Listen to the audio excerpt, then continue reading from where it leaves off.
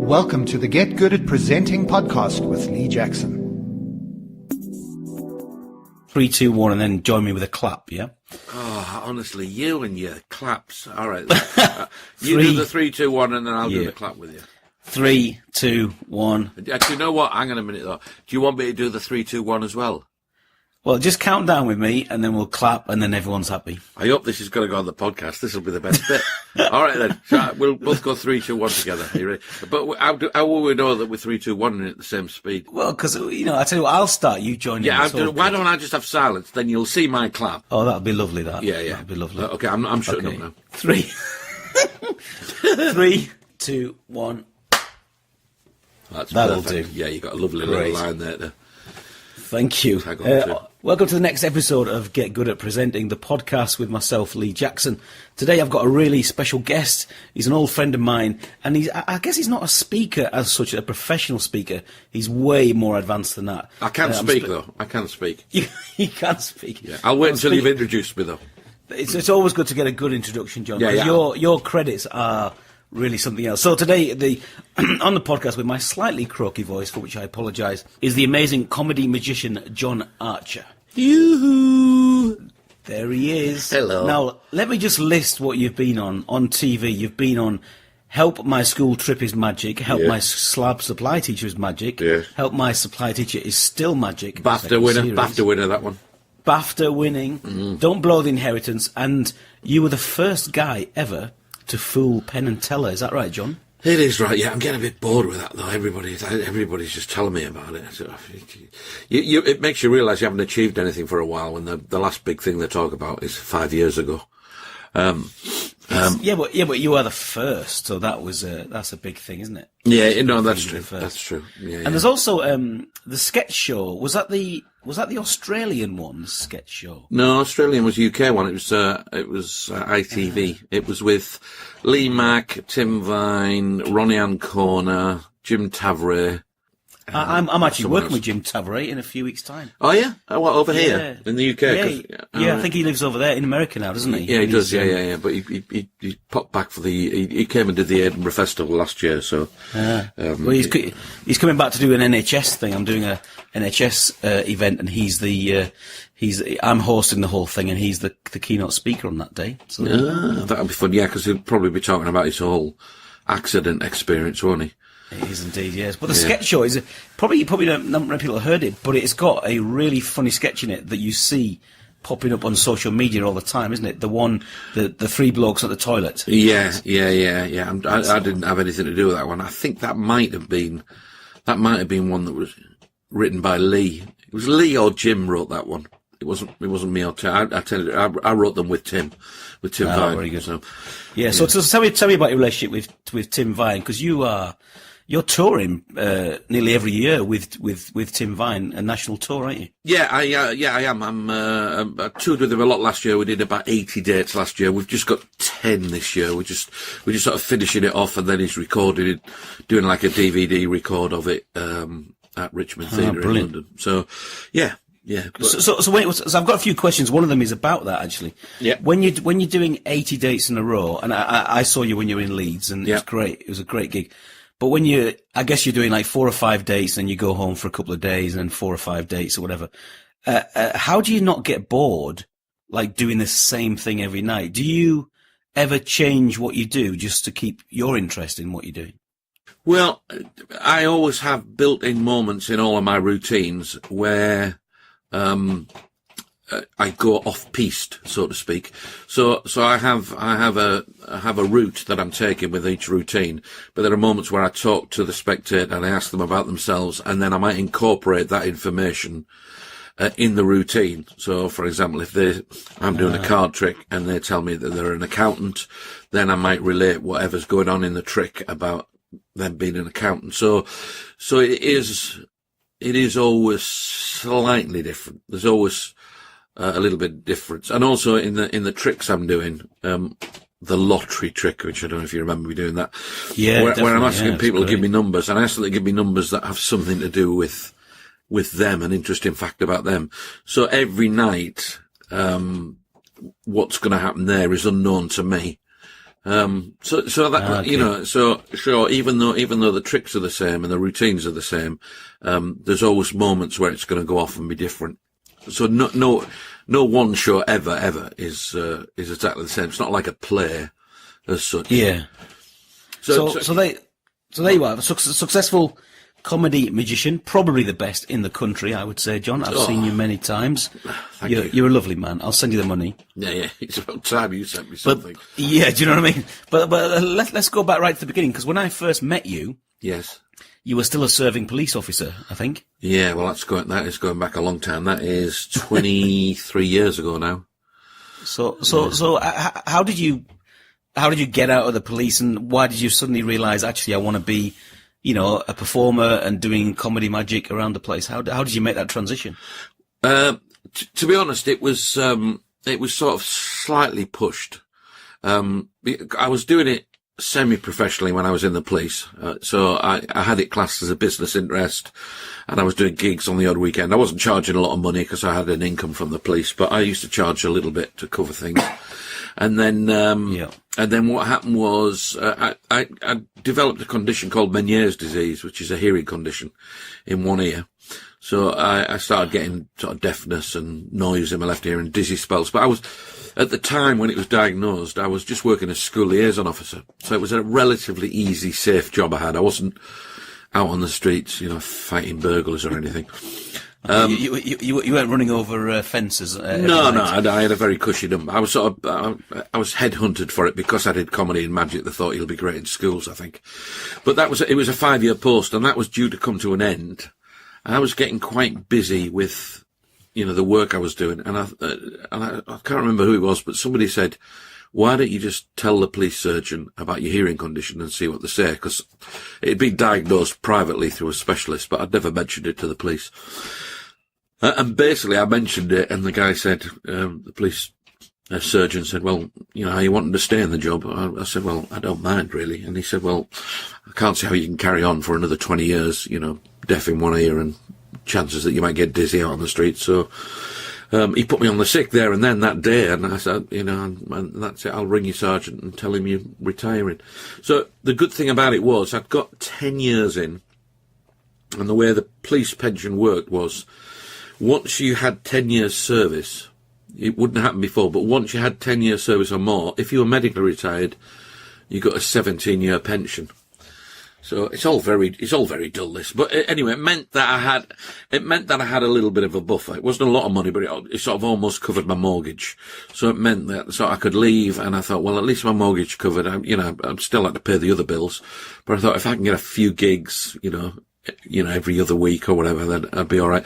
And it worked really. It sort of just took off, and it was great. So, but yeah, it was something that I think I wanted to do, but just having that little thing happen made it work, you know. Yeah. So yeah, cause I think you were probably just at the end of that when I met you at a kind of youth conference thing that was in the Northeast. That was a long time ago. And, yeah. And I think you might have been hosting the evening, and I was in a band at the time. Yeah, you were singing Figgy Biscuits. I remember it. Yeah, it was a classic number. Classic number, but that was good. Figgy Biscuits. And then I probably saw you every year, probably at the same event, and you just got better and better. I remember your kind of talky bits got longer, and then you started using the ukulele and stuff. And, yeah. Because I remember you as well not getting any better, just staying exactly the same. Exactly. It's funny, isn't it? The little parallels that we have. That's right. We're exactly the same in many ways, John. Absolutely. I was doing a gig a few weeks ago, and someone said to me, "You sound just like John Archer. You know, he's not your brother," or someone that said to me. Oh, so dear me. maybe we are separated at birth, John. I don't know. Scary thought. So let's talk about some of the big gigs. Because the people listening to this, they want to know some stuff about performing and getting the best out of yourself and what you do. So what's been the biggest gig you've ever done? What's the biggest ever event? I don't know. I mean, I've done some outdoor events where there's been tens of thousands there. But to be honest, the reality is only about 40 of them are actually watching you. The rest are wandering around eating hot dogs, looking, so outdoor events I don't really count. Biggest indoor event for me is probably the Royal Albert Hall. I did a charity event there, and I think that holds about 4,500. Wow. So that was a big one. On tour last year with Tim, we did the Apollo, Hammersmith Apollo, which is about 3,700. That's another, big venue. And I've done a few 3,000 seater theatres, quite a lot of them really, different places and different times. But I mean, that's, theatre wise, that's about as big as it gets really anywhere here. 3,000, there aren't many that and above. Yeah, a few of the Apollos are like 2.5 to 3.5, aren't they? The Manchester, I've played that a few times back in the days and that kind of thing. Yeah. I think my biggest gig was Festival Hall in London. Royal Festival Hall in London. Yeah. That was a it was like an event for school kids, but that was massive. I remember that. So when you're on a big stage, what do you do to sort of change what you deliver when you're on that big stage? What do you actually do yourself to? Well, I mean, it depends. It depends a little bit how long I'm doing and what I'm doing, but I tend to leave gaps after punchlines more than I would normally, because what you find is in a big venue is it takes a while for the laughter to hit you. So like the Royal Albert Hall, I could remember doing a punchline and then thinking to myself, oh, they didn't get that. And then hearing a bit of a laugh and thought, oh no, they did that, they get that. And then hearing the laugh just build and build, get bigger, because it sort of comes at you slightly more as a wave. So that's one thing I'd do, is just slow down a little bit in those moments and allow the audience to come back at you, because it just takes longer than in a small venue. The other thing is I'll probably be just a little bit bigger, with, facial stuff. So if I pull a silly face, which I'm quite visual with my face, and I'll pull lots of silly faces and stuff with lines and different things, then I'll make those bigger, because obviously when somebody's 150 yards away, it's less obvious. And also I might wear makeup as well. I don't wear makeup very often, but big theatres I sometimes might put a little bit of maybe just a little bit of eyeliner, just to make your eyes pop out a little bit. Depending on how long, if I'm doing a long set, I might consider moving around a little bit more than I normally do. I tend to anchor myself to the microphone, and I use a microphone stand, and I anchor myself, and using a stand with a mic is great, because a lot of people just wander around and it's really annoying. Whereas if you've got a stand, it just anchors you solid. But sometimes if it's in a big venue, sometimes you do want to have a bit of movement. So I might consider taking the mic out of the stand and wandering a bit with it. But if it was for a short set, that wouldn't worry me too much. Yeah, I was delivering some presentation skills last week and with some leaders, and one of the things that they find really difficult is kind of to become bigger when they're at the front of a room. Yeah. That they find it hard, and they're not performing, but depending on the numbers, you've basically got to become that much bigger, haven't you? Depending on the numbers you're with. You do. I mean, you become bigger even though you've got amplification, you're just a little bit bigger with your voice, just because, to talk like if I was talking to somebody in a living room, I'd just be talking like this. But if I was talking to them in a big theatre, and I was amplified, but I still talked at this level, it sounds like I'm not in the right place. You know what I mean? So I will even though I'm amplified, I will still project theatrically a little bit more than I would in a smaller place,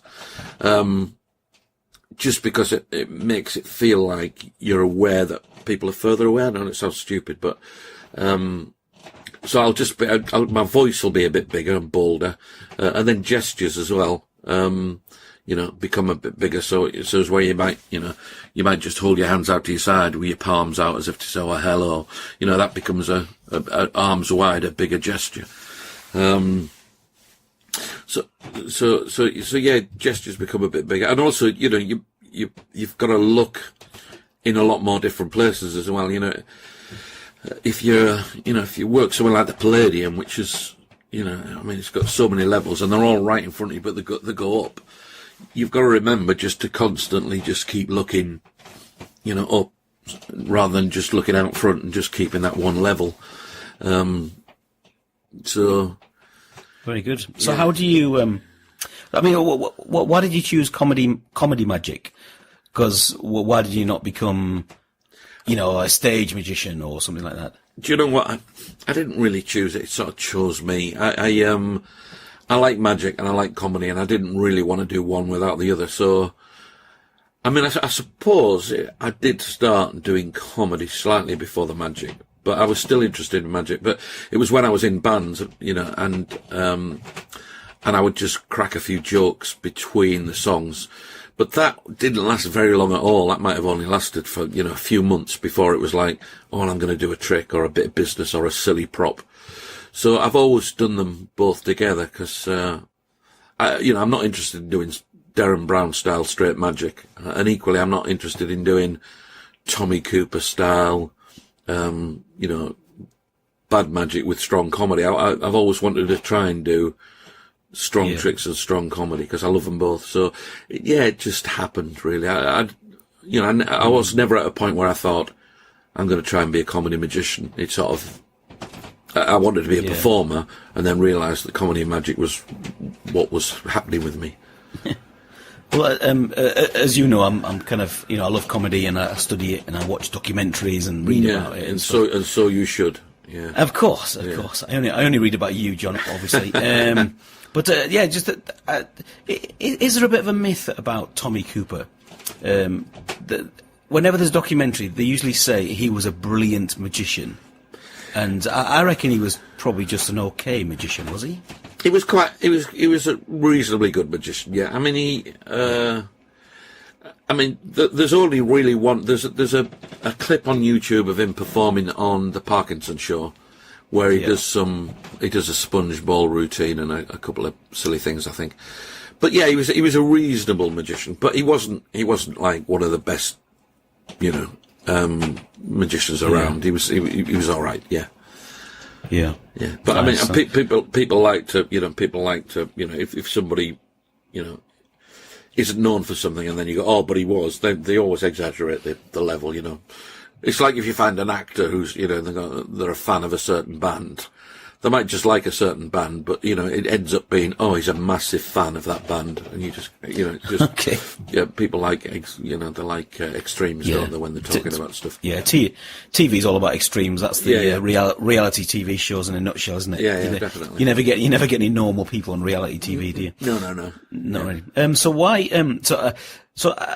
I guess from people who aren't maybe into comedy magic, but they're speakers listening to this, one of the things we have to do is kind of try out new material. Yeah. And we have a new story or a new fact or something that we want to do. And I'm doing that all the time. So how do you actually try out new jokes or new tricks? How do you manage to do that? Especially when you're doing some pretty big theatres, you can't really fail in those environments very easily, can you? No, well, I mean, no, that's true. And one of the rules would be if it was a big, important gig, then I probably wouldn't try out anything new. I mean, when I'm touring with Tim, that's a great excuse for me to try new stuff out and work on it because people haven't actually come to see me. They've come to see him. So I'm on first. So I quite a lot of my new material is developed on a tour with Tim. So I'll decide on a couple of new routines I'd like to do, and I'll work them in before the tour at smaller gigs. But then by the time I go on tour, I've got a rough idea of what the routine is, but it still needs padding out with stronger gags and editing, and sometimes I have to change the way where I put something on. You just logistically, you just think, hang on a minute, that table should be on the other side, and all that sort of stuff. But all of that then develops through the tour, and because I've got Tim with me and we've got a tour manager who's got a good sense of humour as well, they watch it every night, and they're giving little notes and saying, well, why don't you say that, or when you ad-libbed that, it was really funny, you should do that again. And so they develop. But I mean, that's a little luxury that doesn't happen all the time. Usually the way I work in new stuff is I will wait until I'm doing a reasonably long set. And for me, I could be doing 2 45 minutes, 2 50 minutes with a break in the middle. So it's quite a lot. And I'll put the new, whatever the props are for the new trick. Or if it doesn't have any props, I'll just have a little note to remind me. I tend to sort of, the way I have a set list is the order of things on my table. So I put them normally in a circle, either clockwise or anti-clockwise on the table. So as I pick one up and do it, I look down and I think, oh, that's the next thing I plan to do on this, because it's not always the same. So, and I'll just work my way around the table. Usually, I don't know why, but usually anti-clockwise. I'll start with the nearest, and I've just got a table that's about 18 inches square. And I'll put the new thing sort of about 3/4 of the way through. But I can skip it if I want to, or I can do it in earlier. But I'll wait and see if it's a good audience and I'm going well. And if it's a good audience and I'm going well, and I'm enjoying it, then I'll put the new thing in. And the new thing will have a skeleton idea of how I know it's meant to go. So let's just imagine it's somebody picks a card. I wouldn't be doing this, but somebody picks a card, they put it back, and I find the card. I might know that I'm going to tell them a little story about my granddad. I might know that they're going to pick a card. I'm going to make a joke about the way they pick it, the way they put it back, and then I might know that I've got a joke about the way that I reveal the card. And that might be all I've got, just a few little... I call it a skeleton, and I'll put it in the new show, and if it goes well, I'll do it again, another show, maybe straight away the next show if it went good enough. If not, I might play with it and leave it for a month or two as I think about it. And then each time I do it, I add meat to the skeleton, I add meat to the bones and flesh it out until eventually, and sometimes it can take a year with me working on a new routine. Eventually, after about a year or so, it feels like, right, that's finished now. I like it. It doesn't feel like it's got any dead spots in it, Wow. So it can take you a year to develop that. That's amazing. Yeah. Because a lot of it is, it's not just adding stuff, it's getting rid of stuff as well. It's not, it's getting rid of all the stuff that's pointless. I have a little thing which sometimes when I do lectures, I always say to people, your routine should be on fire, and it's a little acronym I use, which is everything in the trick, in the performance, should be either funny, interesting, relevant, or entertaining. And if it doesn't tick one of those 4 boxes, or at least one, I mean, sometimes it can tick 2 or 3 of those boxes. It can be funny, it can be relevant, and it can be interesting. But there's so much where people just talk and they say things like, okay, if you just come and stand over here, and you go, well, was that funny? No. Was it relevant? No. Just it's not relevant. Just grab them by the arm and move them, or make it, if you have to say it, if it is relevant, you do need them specifically stood in a specific place, then make that relevant thing funny as well, or interesting, or, come and stand over here, underneath the bucket, or, those old lines, stand over the trapdoor. I mean, a lot of those lines were just lines that were made to make necessary speech more interesting. So I always think funny, interesting, relevant, or entertaining. So I want my routines to be nothing but that by the time they're finished. Wow. And the difference, I guess, I've talked to you about this. I've done a little bit of stand-up. Yeah. And yours is not stand-up. Yours is comedy, which magic, which is slightly different. It's sort of stand-up comedy magic. I mean, it's an odd little genre, but my understanding, I did like a 6-week. I've done like 2 or 3 6-week courses with stand-up at the end of it. Yeah. And I was amazed. I mean, I'm a professional speaker. So I've done it most of my life, 10.5 years. Full-time professional. Yeah. And I was amazed at how difficult it was doing stand-up comedy. Yeah. I was shocked at the difference, actually. Yeah, it is difficult because you're being judged purely on the comedy. It's like when you hear if you hear a speaker, or you hear you go to church and hear a preacher or something, and they do a joke, it's almost guaranteed to get a bit of a laugh because it's coming out of context.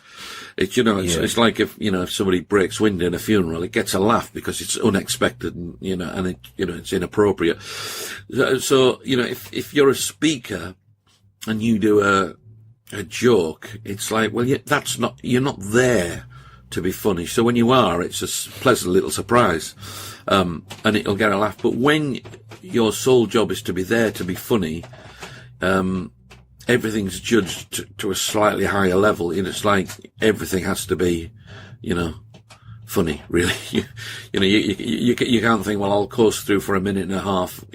I mean, you can. I mean, there are some people who, you sit and watch some great comics who will chat about stuff, and it'll be quite a while before you hear an actual punchline, but it's still interesting. The stats that I've seen, comedians are looking for a laugh every 20, 30 seconds. Well, I would say, even more than that sometimes, certainly 3 or 4 a minute. Yeah, but, again, it depends who it is. Tim is like, Tim can get, he can get a laugh every 10 seconds. It's just, just bang, bang, bang, bang, bang. But then you get some observational people who are, I mean, Stuart Lee, if you watch some of Stuart Lee stuff, he can talk and spin a story, and there's no massive punchlines for quite a while, but it's what he's doing. It's interesting and it's engaging, and then when he just get a laugh, it's a big laugh. So not everybody's getting the same amount of laughs per minute, but it's a quality of laughs. And the fact that what you're doing is always leading to laughs, I think.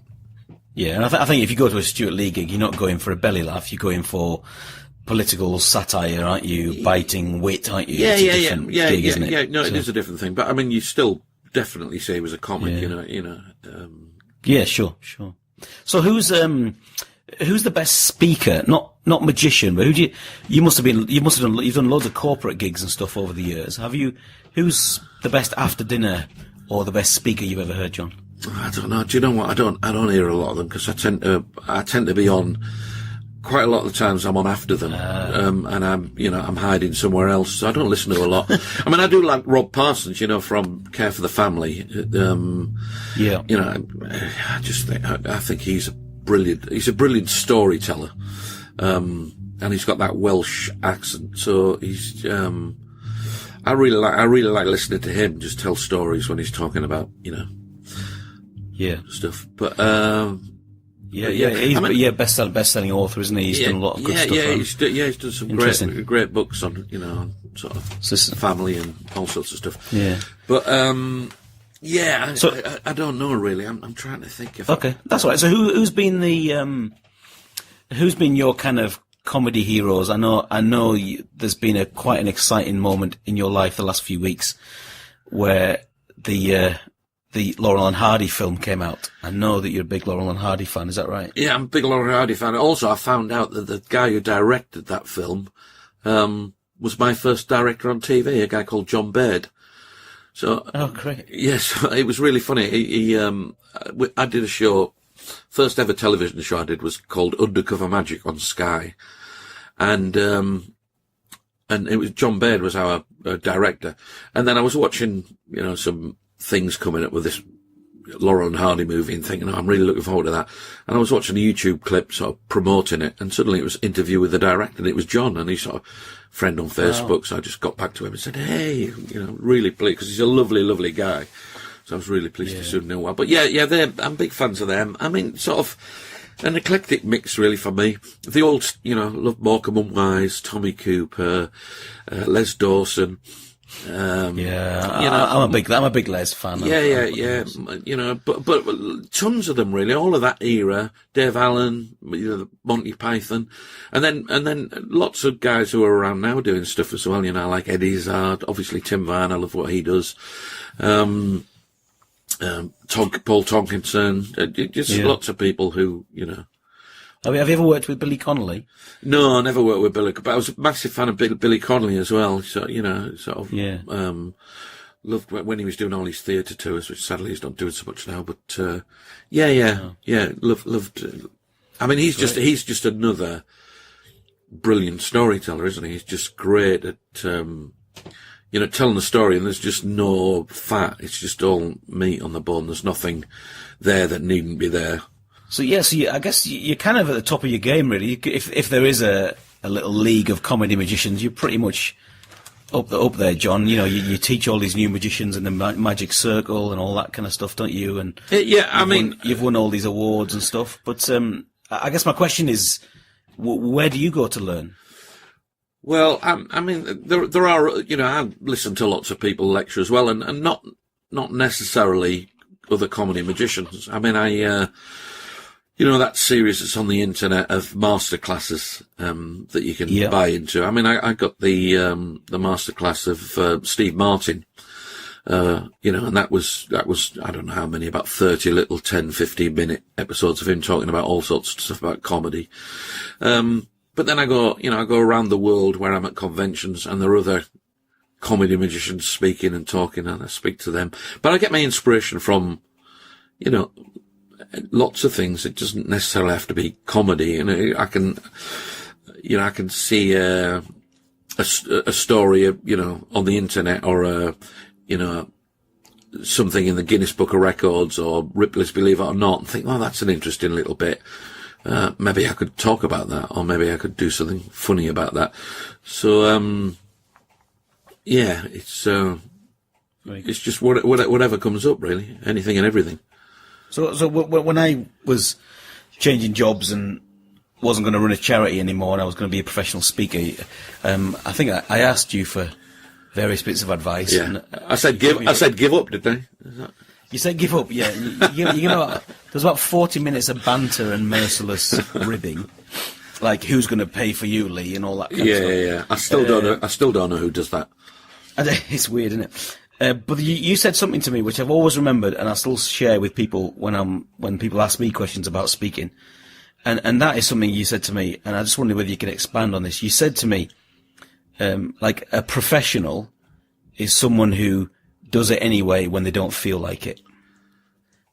You know, I think you said something like, you know you're a professional comedian when someone's just died, but you still got to get on stage and do it anyway. Yeah. I think. Yeah.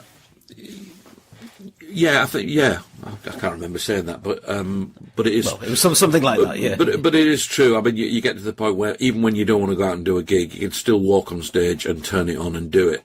You know, because it is like a switch. I mean, I often go to gigs and don't feel like doing it, not because I don't feel like performing. I just maybe I'm tired, or, you know, I've got a load of friends who are going out to a party and I can't be there because I've got a gig, and I just think, oh, I wish I was out there with that lot, and I've got to go and do this gig. But or I can be feeling really ill, loads of reasons, but as soon as I step on stage, you know, it just sort of it kicks in, and I think a lot of that is just because you do it so much that it becomes almost like a gear in your life. You know, it's another gear that you've suddenly developed. It's almost like a muscle that you've developed. This you know, this performing muscle. It's just got bigger and stronger, and you know, you can just switch it on. I think actors call it doctor theatre, don't they? Yeah. That kind of thing that you not feel. Yeah, because I wasn't fit.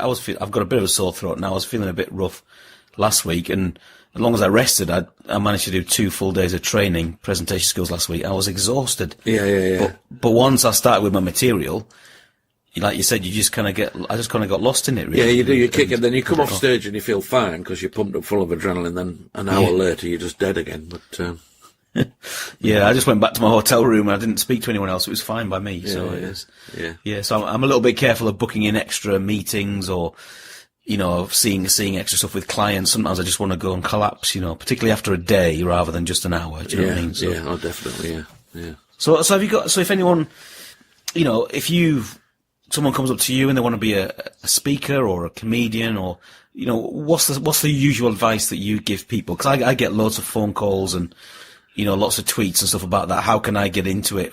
What's the advice that you've learned over the years to give to newer people? Well, I mean, it depends a little bit where they are when they ask for that advice. You know, I mean, if somebody's never done any speaking at all, I mean, I don't really get advice from people about being speakers very much.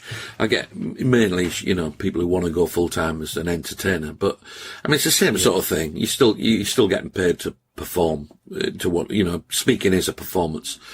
If you do it right, it's you know, you've got to do exactly the same thing as an entertainer does when you're getting out and speaking. But if somebody's already doing it, then, you know, and they're doing it, but they've got another job, then my advice tends to be, well, wait until you got to the point where you can't really do both, And that's the time to leave your job and go full time doing it. But if you can manage to do both, my advice tends to be, well, you've got the best of both worlds at the moment, where, build it up and, get more clients until the point where, hang on a minute, I can't do gigs because my job's getting in the way, and then go full time. But for people who aren't doing it at all, then my advice is sort of slightly before that stage, which is, perform or speak as much as you can, wherever you can, however you can, for as much or as little as you can. Don't worry about money, don't worry about the audience, don't worry about anything. It's all about getting, Penn and Teller call it flight time. It's like a pilot, you need so many hours in the air trusted to be good enough, because you've dealt with all of the situations that you might have to deal with. If you've only flown an aeroplane for 1 hour in lovely sunny weather, you've never experienced all the other options that you can have. And it's the same with entertainers, really. It's just getting lots and lots of stage time, just lots of time in front of an audience. And you want the bad as well as the good, because the bad sometimes helps more than the good, because you can't get confident only having good gigs. If you because you're always worried about the bad ones, whereas if you've had bad ones, you know that they're actually not that bad, and so you're not worried about them. Which sounds a bit complicated. The easiest way to explain it, I think, is a boxer. If you're a boxer and you've never ever been punched in the face, you won't really ever be a good boxer, because you'll always be frightened you're going to get punched in the face.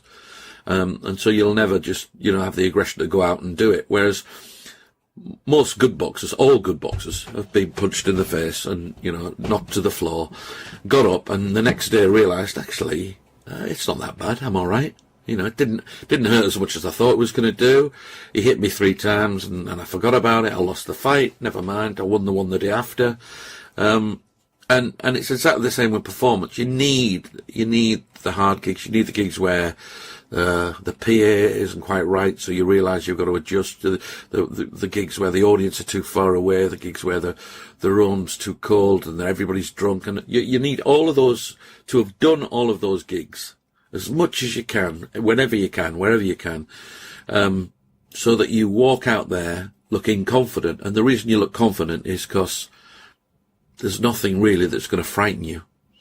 So it depends where they are. If they've been doing it for a while, I'd say wait until you get to the point where, you can't do your job and this thing that you love at the same time, and then take the plunge. But if they've never done it at all, I would just say speak, perform anywhere and everywhere as much as you can.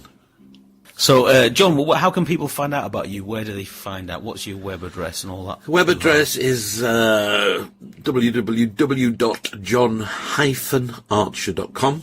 Needs updating my website, actually, so don't send me an email saying you can get emails all the time from people saying, your website needs updating, we could do it for you. I go, I'll get lost, I'll do it myself. I think your websites always need updating, don't they? Yeah. I mean, mine does, but I've got lots going on this year, so I'll do it later in the year, I think.